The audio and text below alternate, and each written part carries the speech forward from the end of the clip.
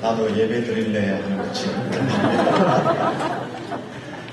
네, 같이 읽어봅시다. 시작. 야곱아 어찌하여 내가 말하면 이스라엘아 내가 이르기를 내 길은 여호와께 숨겨졌으며 내 송사는 내 하나님에게서 벗어난다 하느냐. 너는 알지 못하느냐 듣지 못하느냐. 영원하신 하나님 여호와 땅 끝까지 창조하신 이는 피곤하지 않으시며 곤비하지 않으시며 명철이 한이 없으시며 피곤한 자에게는 능력을 주시며 무능한 자에게는 힘을 더하시나니 소년이라도 피곤하며 곤비하며 장정이라도 넘어지며 쓰러지네. 오직 여호와를 방망하는 자는 새 힘을 얻으리니 독수리가 날개친 올라감 같을 것이요 다른 박질하여도 곤비하지 아니하겠고 그러라도 피곤하지 아니하리로다. 아멘. 할렐루야. 박기자로 인사합니다. 잘 되고 있습니다. 더 잘 될 것입니다. 축복합니다. 2012년도 행복 비상하시기를 축복합니다. 인사하시기를 바랍니다. 행복 비상하시려면 자리를 잘 잡아야 됩니다. 앞자리가 비어 있습니다. 다음 주에는 앞자리 좀 오시면 좋겠습니다. 앞자리가 제일 좋은 자리입니다. 고개는 조금 아플지 모르지만 앞자리가 참 좋은 자리입니다. 뒤에 계시는 우리 중직자분들은 그 뒤에 오시는 성도님들을 위해서 앞자리에 먼저 앉아주셔야 됩니다. 그럼 예배에 도움도 되고 은혜도 받고 그럼 저도 힘이 나고 하나님도 얼마나 불편하시겠습니까? 자리가 이렇게 비어있으면 그렇게 되기를 바랍니다. 모니터 볼륨을 좀 낮추십시오. 2012년도 우리 교회의 키워드는 꿈의 행복 비상입니다.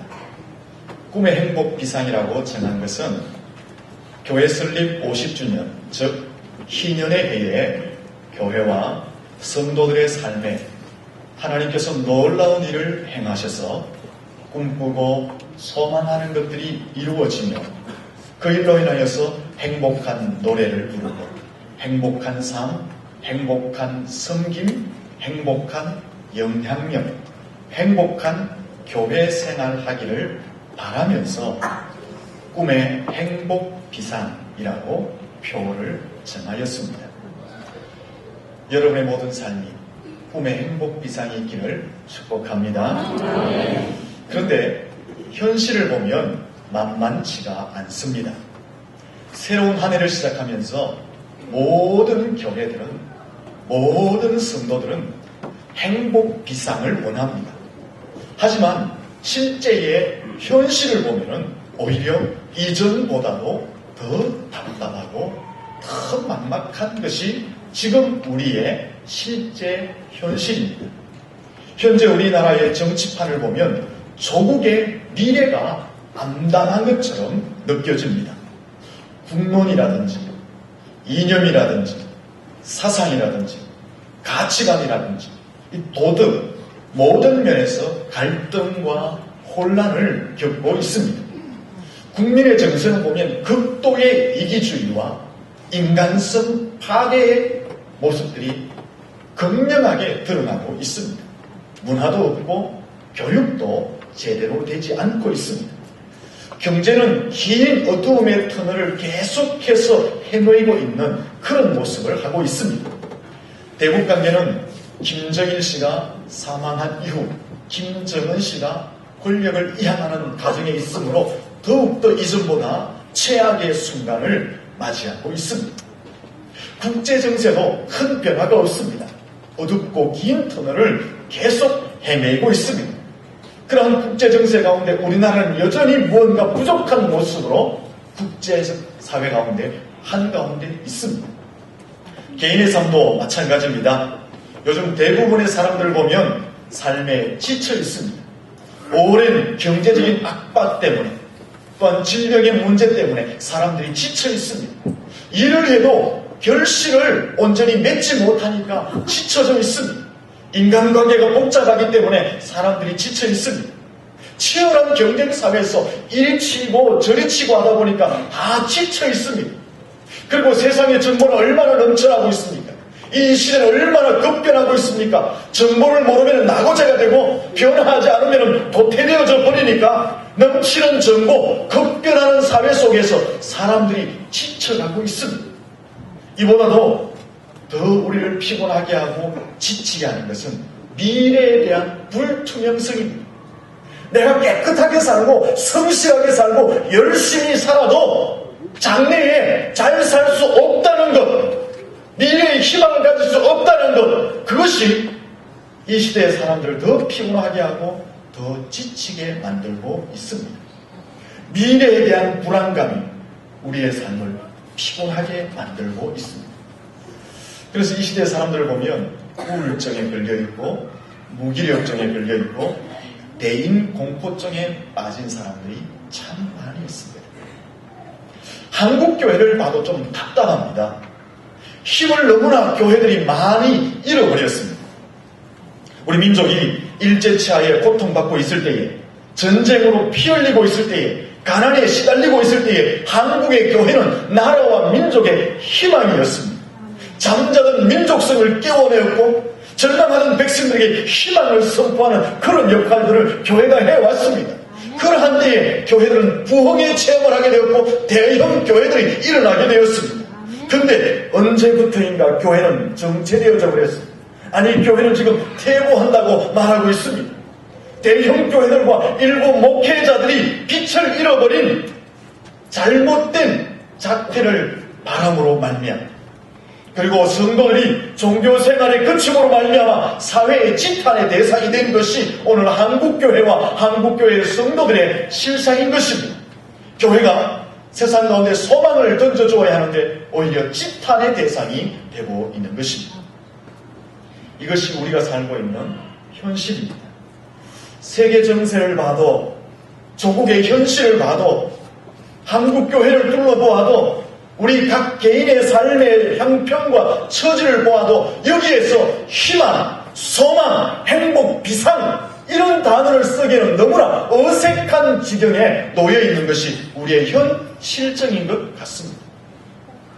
이런 상황들이 계속되어지면 믿는 사람들도 하나님을 향해서 원망하고 불평하게 됩니다. 경제가 빨리 회복되어지지 않으면, 육신의 질병이 빨리 낫지 않으면, 생업이 계속해서 어려워져 가면, 사업이 점점 더 어려워져 가면, 자녀의 진로의 문제가 계속 막혀지면, 그리고 지금 정치적인 형편이 계속해서 혼란 속에 있다면, 조국의 위기가 빨리 개선되지 않는다면, 교회의 타락상이 빨리 개혁되어지지 않는다면 사람들은 불안하고 초조하게 되고 짜증스러워지고 결국은 원망하게 되고 불평하게 되는 것입니다. 이것이 우리의 모습인 것입니다. 이 본문을 보면은 이와 유사한 이스라엘의 상황을 예언하고 있습니다. 본문은 이스라엘 백성들이 바벨론에 끌려가서 포로 생활을 하게 되고 그 포로 생활이 1년이 지나고 10년이 지나고 20년이 지나고 30년이 지나면서 이 포로 생활의 억압 때문에 더 이상 참지 못하고 하나님을 불평하고 하나님을 원망하게 될 것이다 라는 예언을 이 본문에서 하고 있습니다. 본문 27절을 보시면 그렇게 표현하고 있습니다. 같이 한번 27절 말씀을 읽어보도록 하겠습니다. 야곱아 어찌하여 내가 말하며 이스라엘아 내가 이러기를 내 길은 여호와께 숨겨졌으며 내 송사는 내 하나님에게서 벗어난다 하느냐. 이 말씀은 자기의 어려운 사정, 자기의 원통함은 하나님이 지금 모르신다라고 불평하고 있는 말씀입니다.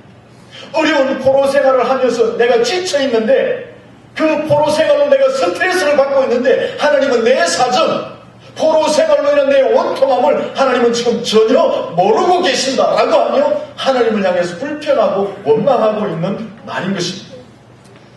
사실 이스라엘 백성들은 정치적으로 종교적으로, 사회적으로, 도덕적으로 타락했기 때문에 바벨론에 포로로 끌려가서 억압받는 삶을 살고 있었습니다. 그러나 자신들의 잘못은 전혀 생각하지 않고 하나님을 향해서 이렇게 원망하고 불평합니다. 하나님은 내 사정을 모르실 거야. 하나님은 내 원통함을 지금 모르실 거야. 만약에 하나님이 나의 사정과 나의 원통함을 아신다면 그냥 이렇게 버려두실 리가 없다라고 하나님을 향해서 원망하고 있는 것입니다. 이것이 바로 오늘 우리의 마음과 우리의 모습과 유사한 모습입니다. 우리의 인생 가운데 어려움이 계속 되어지면, 그래서 지쳐있을 때에 하나님이 내 사정을 아실까? 내 억울한 사정, 내 힘든 사연을 하나님이 알고 계실까? 내 삶의 고난과 환난과 질병과 인생의 문제가 계속되어지는 그 순간에 하나님이 내 이 아픔, 내 이 절망, 내 이 원통함을 아실까? 만약 아신다면 왜 나를 이렇게 그냥 두실까? 라고 하는 것이 우리의 마음에도 있다라는 것입니다. 그리고 새로운 한 해를 시작하면서 행복 비상이라는 꿈을 꾸지만은 지금 과거보다 더 암담한 조국의 현실, 우리의 개인의 형편과 처지, 이 사회의 모습, 교회의 현주소를 보면서 야, 과연 행복 비상할 수 있을까? 그런 불안함, 그런 반신반의하는 마음이 우리 속에 있는 것입니다. 정말 행복 비상, 꿈의 행복 비상을 이 암담한 현실 가운데에, 이 변화되지 않는 이 현실 가운데서 할 수 있을까라는 의구심이 우리의 마음에 자리 잡고 있는 것입니다. 그런 상황 가운데서 하나님이 이런 말씀을 하십니다.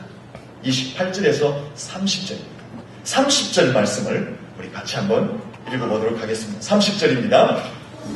소년이라도 피곤하며 공비하며 장정이라도 넘어지며 자빠지되 31절로 넘어갑니다.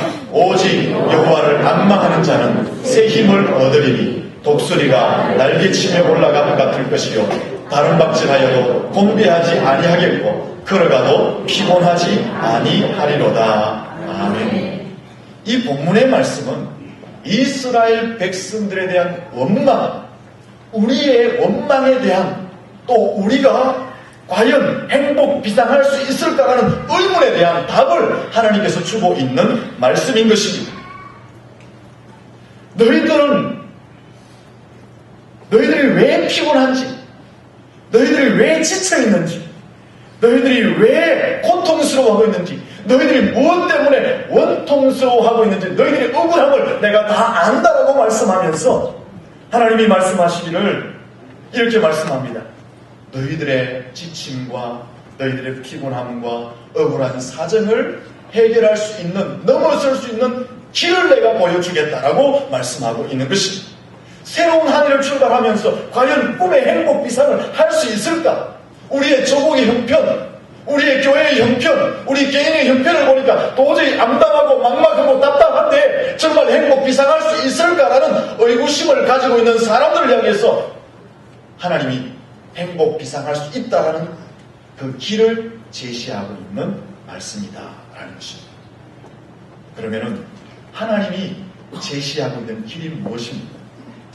너희들의 지쳐있는 삶을 넘을 수 있는 그 길, 너희들이 피곤해 찌든 그 삶을 넘어설 수 있는 그 길, 너희들의 억울하고 원통한 사정을 해결할 수 있는 그 길, 그것이 무엇이라고 말합니까?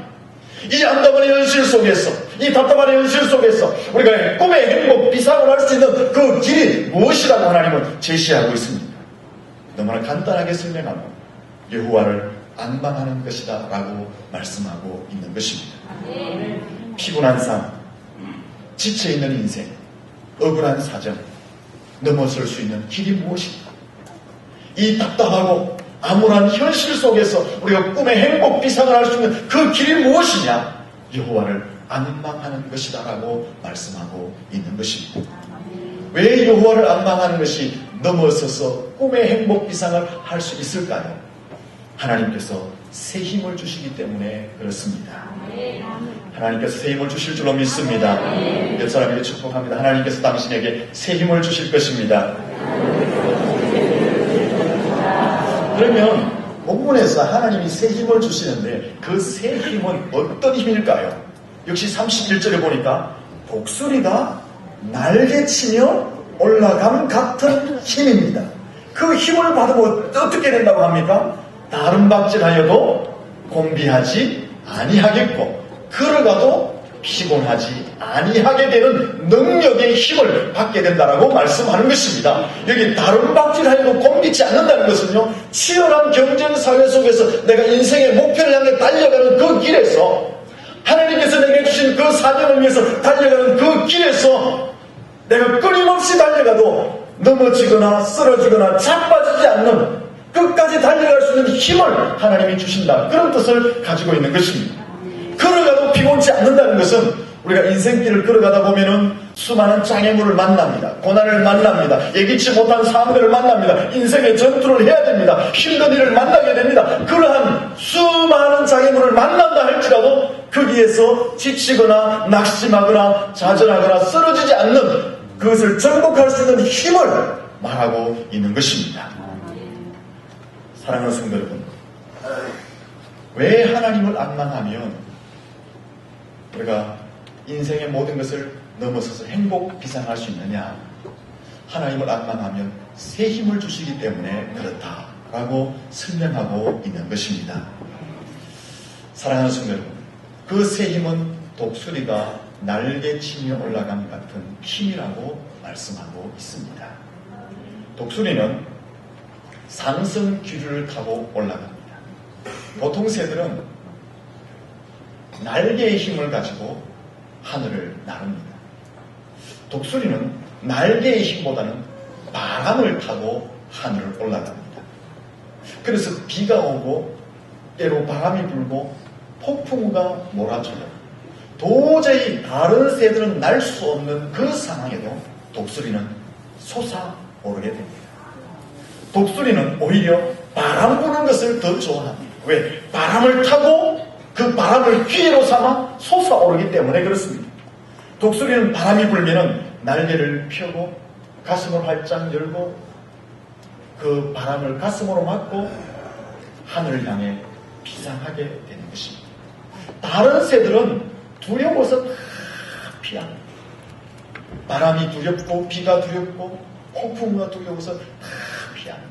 하지만 독수리는 그 바람과 폭풍과 비바람을 정면으로 맞이하면서 하늘 높이 쫙 비상하게 되는 것입니다. 이것이 독수리의 모습입니다.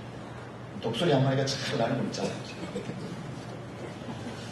비구름은 지상에서 1000m 상공에서 이렇게 형성되어지고 땅으로 내린다. 그러나 이 독수리는 비바람과 폭풍우와 구름을 뚫고 이 상공 4000m 올라가지 4000m까지 비상해서 올라갑니다. 그리고 그 위에 올라가면 구름도 없습니다. 아주 깨끗한 하늘이 있습니다. 거기에서 비상을 하는 것입니다. 독수리는 장애물을 넘어서 높이 높이 솟아서 비상하는 그러한 새인 것입니다. 이 지상의 모든 장애물을 뚫고 높이 높이 솟아올라 비상하는 존재가 바로 독수리라는 것입니다. 하나님이 우리에게 어떤 힘을 주느냐? 바로 이런 힘을 주신다라고 말씀합니다. 하나님이 우리에게 주시는 힘은 어떤 힘이냐? 독수리가 모든 장애물을 뚫고 높은 상공에 비상하는 그 놀라운 힘을 우리에게 허락해 주신다라고 말씀하고 있는 것입니다.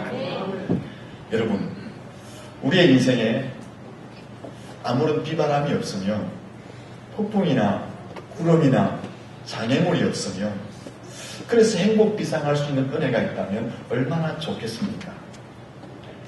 여러분, 그러나 인생 가운데 이런 일은 잘 없습니다.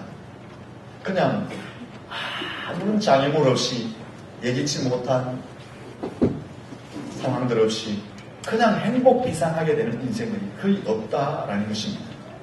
우리가 인생길을 가다 보면은 예기치 못한 일들을 만날 때가 참 많이 있습니다.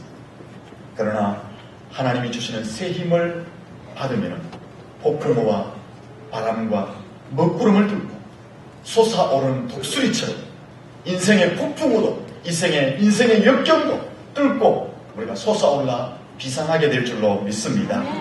인생 가운데 예기치 못한 복병들을 만납니다. 물질, 질병, 정신, 인간관계, 미래의 문제, 가정의 문제, 이런 예기치 못한 상황들을 많이 만나게 됩니다. 그러나 하나님이 새 힘을 주시면 그 모든 것을 상승기류로 받아서 뚫고 올라가 높은 상공에서 비상하게 될 줄로 믿습니다. 하나님이 새 힘을 주시면 모든 삶의 스트레스와 모든 어려운 환경들을 거뜬히 이겨낼 수 있게 되는 것입니다. 하나님이 우리에게 새 힘을 주시면 우리의 인생길 가운데 비록 유혹과 시련과 환난이 닥쳐와도 그것을 뚫고 일어나 나아가 행복 비상을 하게 될 줄로 믿습니다. 하나님이 우리에게 새 힘을 주시면요, 우리 가운데 슬픔이 있고 분노가 있고 외로움이 있어도 그것을 이길 수 있게 될 줄로 믿습니다. 오히려 하나님이 우리에게 새 힘을 주시면 우리에게 닥쳐오는 인생에 예기치 못한 모든 일들, 어려운 환경들, 여건과 조건들, 이 모든 것이 오히려 우리를 더 높이 올라가게 하는 상승 기류가 되게 될 줄로 믿습니다. 여러분, 이 힘은 어떻게 하면 얻을 수 있을까요? 우리의 삶에 만나는 예기치 못한 모든 상황들을 상승 기류로 받아서 높은 상공에서 행복 비상할 수 있는 그 힘을 어떻게 하면 받을 수 있을까요? 너무나 간단하게 말합니다. 여호와를 앙망하면 된다 라고 말씀하고 있습니다. 여호와를 앙망하시기를 축원합니다. 우리 옆 사람에게 인사합니다. 여호와를 앙망합시다. 이 여호와를 앙망한다 라는 것은 하나님을 바라본다는 것입니다. 그리고 여호와를 앙망한다는 것은 하나님을 바라보고 기다린다는 것입니다. 다른 복잡한 것 생각하지 마세요. 하나님을 바라보고 하나님을 기다리는 것이 여호와를 앙망하는 것입니다. 하나님께서 내게 힘 주실 줄을 믿고 하나님께서 나를 도와주실 줄을 믿고 내 마음의 중심을 하나님께 두고 바라보고 하나님의 은혜를 기다리는 것, 그것이 바로 여호와를 앙망하는 것입니다. 우리의 주어진 현실이 답답하다 할지라도, 내 미래가 암담하다 할지라도, 내 삶의 환경과 처지를 보면 도저히 행복 비상이라는 말을 쓰기는 너무나 어색한 지경에 있다 할지라도 우리의 마음의 중심을 하나님께 두고 하나님을 바라보고 기다리면 하나님께서 새 힘을 주실 줄로 믿습니다. 독수리가 날개치며 올라감 같은 새 힘을 주실 줄로 믿습니다. 그러면은 행복 비상하게 되는 것입니다. 세상의 모든 염려, 근심 그리고 하나님만 바라보시기를 축원합니다. 하나님을 바라보면 하나님이 도와주실 줄로 믿습니다. 하나님이 힘을 주실 줄로 믿습니다. 하나님이 능력을 주실 줄로 믿습니다. 여러분, 세상을 바라보면 무너집니다. 세상을 바라보면 대안이 안 됩니다. 세상을 바라보면 대책이 없습니다. 오직 괴롭고 힘들고 어렵다 할지라도, 내 현실이 암담하다 할지라도, 미래가 보이지 않는다 할지라도 하나님만을 바라보시기를 축원합니다.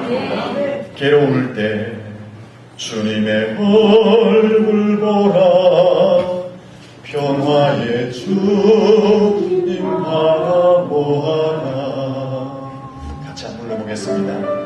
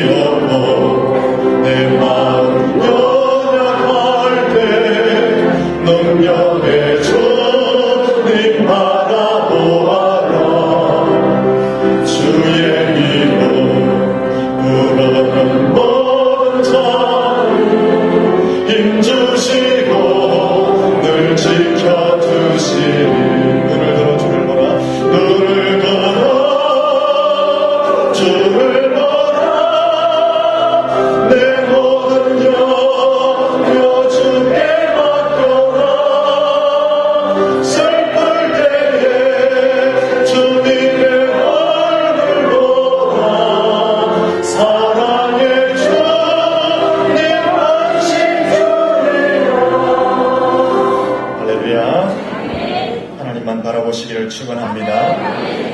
하나님은 참 좋으신 분입니다. 왜 그럴까요? 우리가 하나님을 바라보면요, 하나님 너 왜 피곤해하느냐 그 이유를 묻지 않으시기 때문에 그렇습니다. 우리가 지쳐있을 때에 하나님 바라보면요, 너 어찌 그래 지쳐있느냐라고 하나님이 묻지 않으시기 때문에 그렇습니다. 하나님은 우리가 어떤 모양으로 있든지, 우리가 어떻게 지쳐있든지, 어떻게 피곤해 있든지, 내가 어떤 원통 가운데 있다 할지라도 하나님을 바라보시면 이유를 묻지 아니하시고 우리에게 은혜를 베풀어 주시는 좋으신 하나님이신 줄로 믿습니다. 하나님을 바라보시면 우리에게 새 힘을 주시게 되는 것입니다. 하나님은요, 따지지도 묻지도 않으시는 좋으신 하나님인 줄로 믿습니다. 이스라엘 백성들이 광야에서 불뱀에게 물려서 죽어가고 있을 때 하나님이 모세를 통해서 놋으로 구리뱀을 만들고 높은 장대 위에 달라 그 장대 위에 달린 녹뱀을 보는 자마다 살게 될 것이다 약속하셨습니다. 그 녹뱀을 보는 자마다 다 살았습니다. 하나님이 그때 너희들 왜 범죄했느냐, 너희들이 왜 교만하냐, 너희들이 왜 불순종하냐, 너희들이 왜 그 모양 그 꼴이냐라고 묻지 않으셨습니다. 그냥 녹뱀을 바라보는 그들을 향해서 하나님의 무한한 사랑을 베풀어 주셨던 것입니다. 하나님은 독생자 예수 그리스도를 십자가에 매다하셨습니다. 그리고 약속하셨습니다. 누구든지 십자가를 바라보는 자, 누구든지 예수 그리스도를 믿음으로 바라보는 자에게 영생을 선물로 주시겠다고 약속하셨습니다. 그 약속처럼 하나님은 아무것도 따지지 않으시고 믿음으로 예수 그리스도를 보는 자에게 천국의 선물, 영생의 선물을 주셨습니다.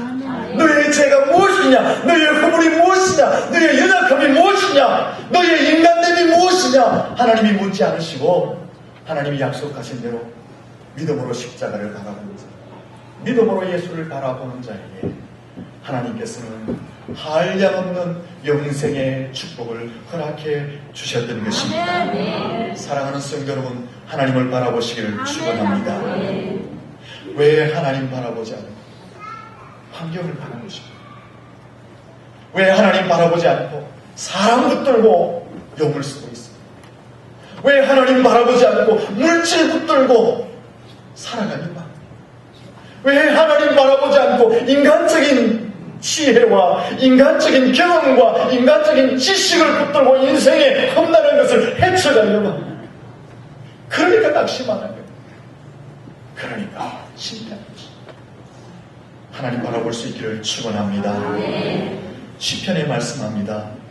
내 영혼아, 내가 어찌하여 낭망하느냐, 어찌하여 내 속에서 피곤해하느냐, 너의 하나님을 바라보아라. 내 얼굴을 도우시는 하나님을 보아라. 그러면 하나님 때문에 찬양하게 될 것이다. 무슨 말입니까? 왜 하나님 보지 않고 낭망하고 피곤해하고 있느냐? 제발 하나님을 바라보아라. 그럼 하나님이 도와주실 것이다. 그 하나님이 도와주심으로 너의 입술에는 찬양, 행복의 노래가 넘쳐날 것이다. 그 말씀을 하고 있는 것입니다. 사랑하는 성도, 우리가 하나님을 바라볼 때에 하나님 따지지 않습니다. 묻지 않습니다. 너 왜 그 모양으로 지금까지 살아왔냐 묻지 않습니다. 그냥 우리가 하나님을 바라보면 지금 우리에게 필요한 은혜를 하나님께서 허락해 주실 줄로 믿습니다. 하나님 도대체 어떤 분이시길래 나에게 새 힘을 주시고 이 암담한 현실 가운데서도 꿈의 행복 비상을 가능하게 하실 수 있느냐 하는 것입니다. 28절 말씀을 보시면 하나님에 대해서 설명하고 있습니다. 28절을 같이 한번 읽어보도록 하겠습니다. 본문 28절입니다. 너는 알지 못하느냐, 듣지 못하느냐, 영원하신 하나님 여호와 땅끝까지 창조하신 이는 피곤하지 아니하시며 혼미하지 아니하시며 명철이 많이 없으시며. 아멘. 28절에 하나님은 어떤 하나님이라고 말합니까? 영원하신 하나님, 영원히 존재하시고 불변하신 하나님, 땅끝까지 창조하신 하나님, 무에서 말씀으로 유를 우주 만물을 창조하신 창조주 하나님, 피곤하지 않으시며 곤비하지 않으신 하나님, 무슨 말입니까? 인간의 나약함과 인간의 약점을 갖지 않는 전지전능하신 하나님, 명철이 한이 없으신 하나님, 지혜와 지식의 근본이신 하나님이라고 설명하고 있는 것입니다. 이런 하나님이시기 때문에 우리의 피곤한 삶, 우리의 지친 삶, 우리의 원통한 것을 넘어설 수 있는 독수리가 날개치며 올라간 감 같은 새 힘을 우리에게 주고도 남음이 있는 것입니다. 아무리 현실이 암담할지라도 이런 하나님이시기 때문에 꿈의 행복 비상을 우리에게 선물로 줄 수 있는 하나님이시다라는 것입니다. 하나님을 바라볼 수 있기를 축원합니다. 한 사람을 소개하겠습니다. 이 사람은 어렸을 때에 어머니를 여의었습니다. 너무나 가난해서 학교도 제대로 다니지 못했습니다. 이 사람은 23세에 시골에서 구문가게를 열었지만 파산하고 말았습니다. 24세에 주의원에 출마했지만 낙선하고 말았습니다. 다시 사업을 시작했지만 자본이 부족해서 파산하고 말았습니다. 그러던 중에 사랑하던 여인도 떠나가 버렸습니다. 훗날에 결혼생활했지만 불행한 결혼생활을 했습니다. 상원의원에 부대통령에 출마했지만 낙선했습니다. 그의 인생을 한마디로 실패와 좌절과 어려움의 연속이었습니다. 여러분이 화면을 보는 것처럼 계속해서 실패하고 넘어지고 쓰러졌습니다. 바로 이 사람은 누구냐 하면 여러분이 보시는 것처럼 유명한 미국의 16대 대통령 아브라함 링컨입니다. 이 링컨은 세상 그 누구보다도 많은 실패와 난관을 겪었던 사람입니다. 그러나 그 모든 난관을 이겨내고 가장 위대한 대통령으로, 가장 세상에서 존경받는 대통령으로 그의 인생을 마감해 갔습니다. 여러분, 이 아브라함 링컨이 실패와 난관을 이겨낼 수 있던 비결이 무엇인지 압니까? 하나님을 바라보는 것이었습니다.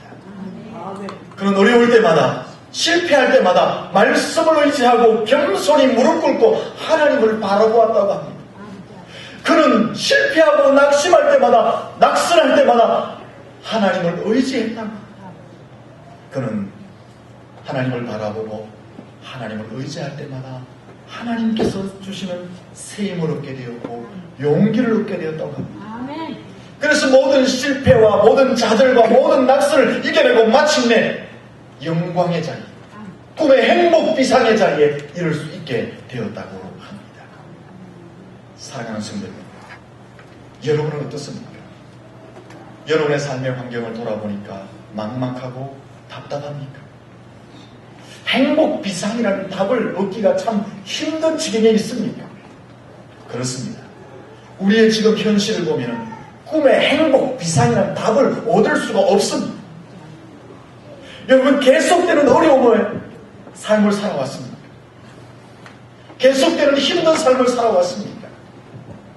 그러나 단순한 믿음을 가지고 하나님을 바라볼 수 있기를 축원합니다. 하나님을 바라보면 독수리가 날개치며 올라감 같은 새 힘을 주실 줄로 믿습니다. 하나님이 그 힘을 주시면은 지금 우리가 겪고 있는 모든 삶의 지침과 피곤함과 원통함을 넘어서서 창공 높이 솟아올라 행복 비상하게 될 줄로 믿습니다. 하나님께 우리가 새 힘을 얻게 되면 2012년 꿈의 행복 비상을 하게 될 줄로 믿습니다. 그런데 꼭 한 가지를 명심해야 됩니다. 우리가 하나님을 바라보며 하나님의 은혜를 사모함에 있어서 행복 비상을 꿈꿈에 있어서 조급함을 버려야 돼요. 조급한 마음을 버릴 줄 알아야 돼요. 사무엘상 13장에 보면 이스라엘의 초대왕 사울은 마음이 조급하여서 사무엘 선지자가 오기 전에 자기가 번제를 드립니다. 번제를 드리는 제사 행위, 선지자만 해야 되는데 그 제사 행위를 함으로 범죄하게 됩니다. 그래서 하나님께로부터 버림을 당하게 됩니다. 반면에 꿈의 사람 요셉은 17세에 애굽의 종으로 팔려갑니다. 온갖 고난과 고통과 감옥살이를 하게 됩니다. 하지만 30세가 되어서 애굽의 국무총리가 됩니다. 그의 인생을 보면 그 고난과 어려움과 고통과 감옥살이 가운데 하나님을 원망했다는 말이 없습니다. 다시 말하면 조급한 마음이 없었다라는 것입니다. 조급하지 않고 하나님께서 꿈을 이루실 것을 기대하고 나아갔을 때 그는 마침내 애굽의 국무총리로 꿈의 행복 이상을 할 수 있게 되었던 것입니다. 사랑하는 성도 여러분, 조급한 마음과 원망을 버리시고 하나님을 바라볼 수 있기를 축원합니다. 하나님을 바라보시면 독수리가 날개치며 올라간 것 같은 새 힘을 얻게 될 것입니다. 지금 여러분의 인생에 겪고 있는 모든 고난과 아픔과 눈물과 슬픔은 나를 더 비상하게 하는 상승 기류가 되어서 그것을 넘어서 행복 비상하게 될 줄로 믿습니다. 우리의 현실이 아무리 암담하고 막막하다 할지라도 하나님이 우리에게 새 힘을 주시면 하나님이 주신 힘을 가지고 우리의 삶을 소원하고 행복 비상하게 될 줄로 믿습니다. 하나님을 바라볼 수 있기를 예수님 이름으로 축원합니다. 기도하겠습니다. 살아계신 하나님, 우리의 삶이 아무리 어려움으로 계속되어져 왔다 할지라도 또 우리의 미래가 불투명하다 할지라도 세상을 바라보지 않게 하시고 하나님만을 바라볼 수 있게 하여 주시옵소서. 하나님을 바라볼 때에 독수리가 날개치며 올라간 것 같은 새 힘을 주실 줄로 믿습니다. 그 새 힘으로 우리의 모든 인생의 문제를 넘어서고 우리의 현실을 넘어서서 높은 산목으로 날아올라 꿈의 행복 비상을 하게 될 줄로 믿습니다. 세상 보지 않게 하시고 하나님만 바라보게 하여 주시옵소서. 예수님 이름으로 기도드립니다.